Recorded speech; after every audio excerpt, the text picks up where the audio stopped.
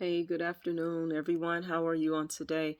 I wanted to talk to you about an article that I came across, and we see that it seems like this is on the rise now with banks calling the police, or some people say cops, on black people that are either trying to cash a check, deposit a check, or withdraw money from their account. And this is like the third incident that I've came across. One of them, prior was a lady that had just finished her residency program. She was opening up her clinic or whatnot, and she had been giving a check, and she tried to cash it, put it in her account rather. And they called the police on her. Didn't think she was a doctor, asked her all types of questions. And then you have this other man out of, I think he's some type of producer or something out of LA or Los Angeles area, and he was the police was called on him because he was trying to withdraw money, and the way he did it, he was trying to be discreet about it. And so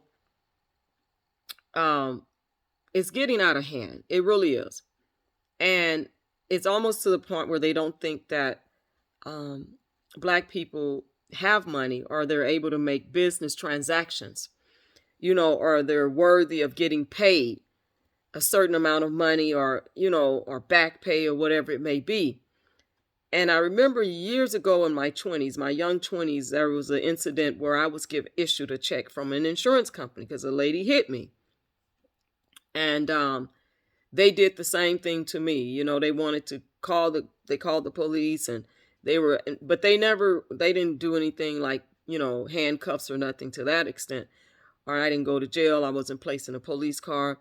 But the whole thing is that seems to be happening so much, and so I can relate to this, with the police being called because you have a check or you're trying to withdraw money, and it's your money, and I don't understand. And some of it is our own people doing it to us because they think that that's what they need to do for whatever reason. There's emotions that come over them, and they think that's what they need to do to validate who they are in their job at these banks. And so I'm going to share this article with you, and it says, this is from the GrioStaff, dated today. And it says, Almond Brewer was surrounded by Arizona police after a credit union manager doubted the authenticity of the account holder's check. Okay. And it said authorities was called on a black Arizona man attempted to cash a check he received after selling a boat. So he had property. He was able to sell it. They paid him with the check. And that's another thing. As property owners, why do it seems to be so hard to accept that black people are property owners? They were property owners back in the day, way years ago.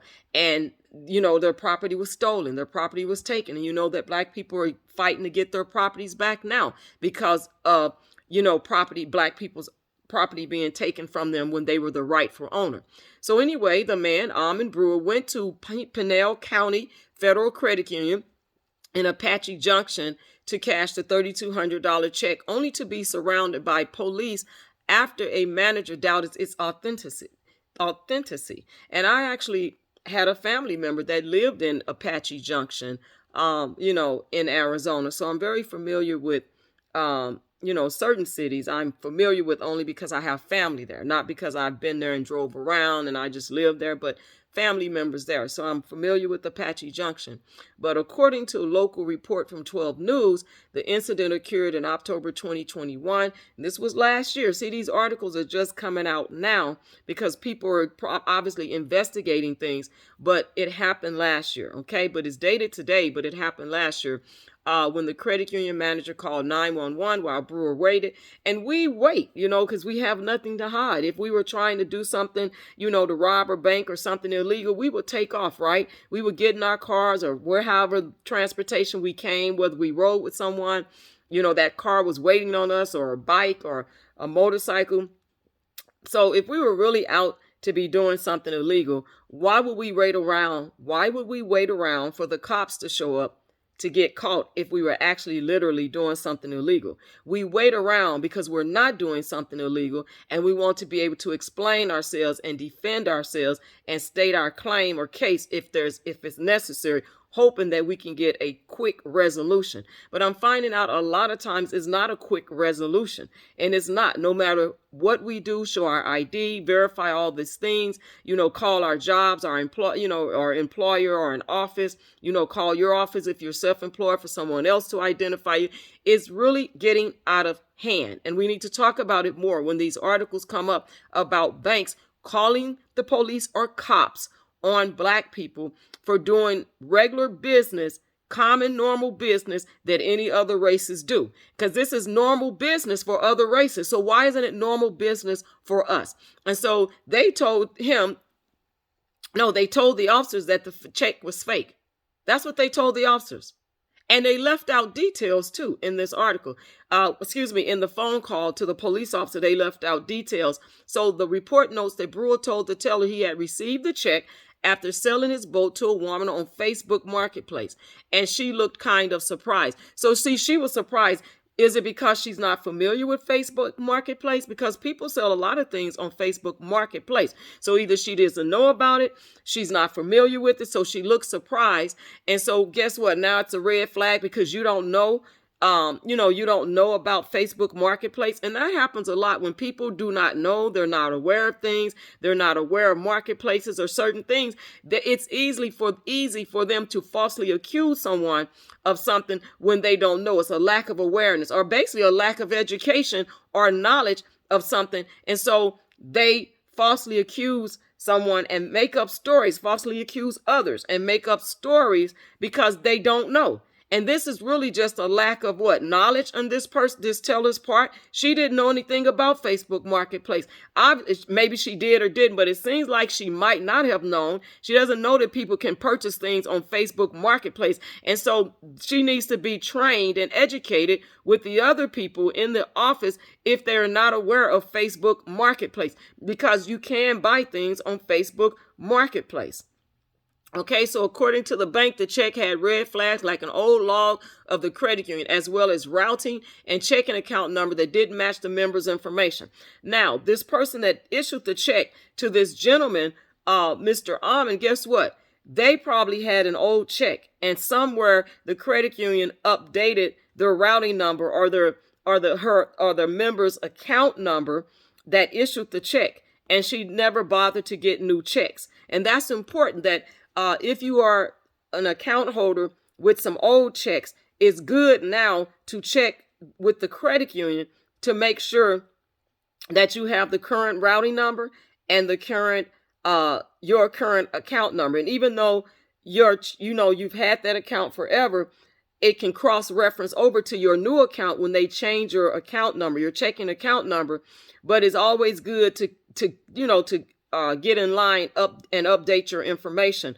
I know that certain credit unions will, like if they get sold to someone else, the routing number may change, or not necessarily the routing number, but the your checking account information may change. So it's better to make sure that you verify information that it hasn't changed. And one of the things is that it's usually, if you have an online account with the credit union, it's usually listed there. Okay, the routing number is usually listed, so you will have the current routing number. If you're setting up online accounts to pay bills with, or you're trying to purchase something by using a checking account, or setting up some type of pay service, it's good to have the current information and to contact your bank or your credit union, especially your credit union, and have the correct information. So however, after running the check through a third-party verifier, and they have those third-party e-checks, one of them is called e-check. They use,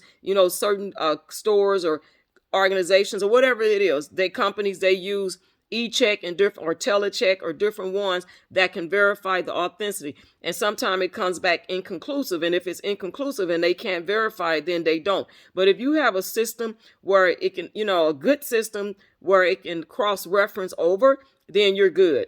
especially if you've done business with that system before. So it says that it was deemed inconclusive, a fact the manager did not tell the police, which he should have told the police. It didn't come back stolen. It came back inconclusive. And that's why I was saying that the manager, he left out part of the story when talking to the police, because he wanted his story to be more authentic. He wanted his story to hold up instead of telling the whole truth. And that's what we get a lot of times from people telling half truths and not telling the whole story because they want their story to hold up. So it says, when contacted by the credit union after the police had been called, the account holder verified she signed the check, but police didn't learn that until 10 minutes into their interaction with a stunned Brewer. It was just, oh, black guys, locks in his hair, tattoos, came on a Harley, Brewer told 12 News. Let's assume the worst. And that's what they do with black people. Why embarrass somebody like that? We're all human as black people, but they always want to make us look inhuman and treat us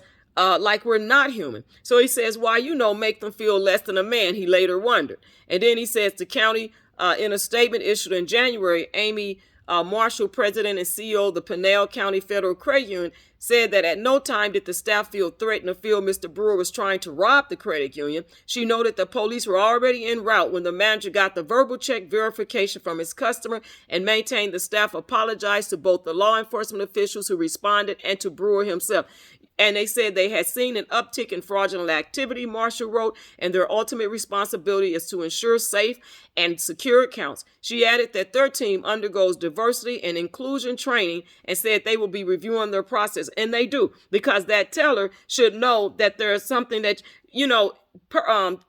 sales can come from a lot of different places. So she may not have known. I'll give her the benefit of the doubt. But however, she should have went and asked, hey, he's trying to, he said he got this check from where he sold a boat on Facebook Marketplace. If people would just tell the whole story and stop leaving bits and pieces out of stories, then that will help. But a lot of times they don't. So it says, Mr. Brewer, on behalf of Pinal County Federal Credit Union, she concluded, I would like to formally apologize for this confusion experience while visiting one of our branch locations. The situation is reminiscent of a recent now viral incident involving Black Panther director Ryan Coogler. And that's the story I was sharing with you earlier. What happened with him, and who was handcuffed in Georgia while attempting to draw $12,000 from his checking account. So at a Bank of America. So this stuff needs